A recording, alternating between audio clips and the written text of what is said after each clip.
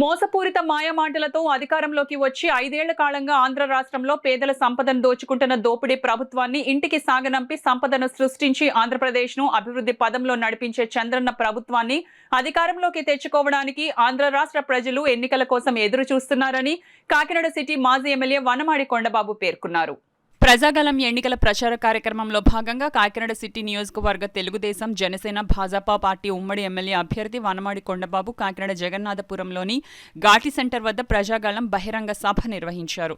ఈ కార్యక్రమంలో పెమ్మాడి పరమశివ వర్మ, మజ్జి లక్ష్మణ్, రాళ్లపూడి ప్రకాష్, పాట్నూరి నాని వారి అనుచరులతో పెద్ద ఎత్తున తరలివచ్చి టీడీపీలోకి చేరారు. వారికి మాజీ ఎమ్మెల్యే వనమాడి కొండబాబు పార్టీ కండువా వేసి పార్టీలోకి ఆహ్వానించారు. ఈ సందర్భంగా మాజీ ఎమ్మెల్యే వనమాడి కొండబాబు మాట్లాడుతూ వైకాపా ప్రభుత్వ 5 ఏళ్ల పాలనలో 5 రెట్లు పెంచిన పన్నులు, నిత్యావసర వస్తువులు ధరలతో పేదల రక్తం జలగల్లా పీల్చి దోచుకుందన్నారు. వైకాపా ప్రజలకు ఇచ్చిన హామీలన్నీ తుంగలో తొక్కి ప్రజలను మోసం చేసిందని, రాష్ట్ర పరిస్థితుల దృష్ట్యా సంపదను సృష్టించే తెలుగుదేశం జనసేన భాజపా ప్రభుత్వం అధికారంలోకి రావాల్సిన అవసరం ఉందన్నారు.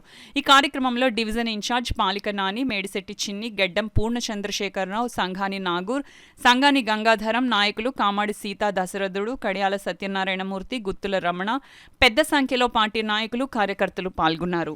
మీ అందరికీ చెప్పాలి, కాకినాడ అంటే చాలా మంది పెద్ద పేరు. కాకినాడ అంటే పేరు పెద్దదే, కానీ అందరూ వచ్చిన వాళ్ళందరూ ఇక్కడ ఉన్న పెద్దలు కానీ, రుద్రరాజు పద్మనాథ్ గారు, ఇంకా మా లక్ష్మీనారాయణ కానీ, ఈ వేదిక మీద ఉన్న పెద్దలు కానీ చాలా మంది కాకినాడ వచ్చినప్పుడు వీళ్ళు ఏం చూస్తారంటే మెయిన్ రోడ్ చూస్తారు, చాలా బాగుంది అనుకుంటారు.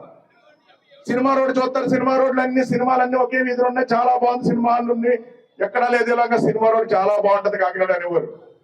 అలాగే దేవాలయ వీధి, దేవాలయాలన్నీ కూడా ఒకే వీధిలో ఉంటాయి. దేవాలయ వీధి చెప్పాలంటే మన కాకినాడ లాగా ఎక్కడ కూడా ఉండదు. నిజంగా చెప్పాలంటే సినిమాలు ఒకే వీధిలో ఉన్న సినిమాల్లో ఎక్కడా లేదని కూడా ఈ సందర్భంగా తెలియజేస్తున్నారు, మన కాకినాడలో ఉన్నాయి.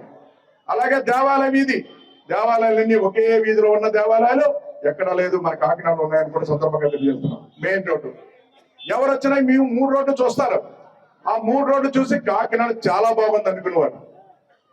కానీ కాకినాడ చుట్టూ చూస్తే మురికి వాళ్ళు ఉన్నాయన్న సంగతి వీళ్ళెవరూ కూడా చూడలేదని కూడా సందర్భంగా తెలియజేస్తున్నాం.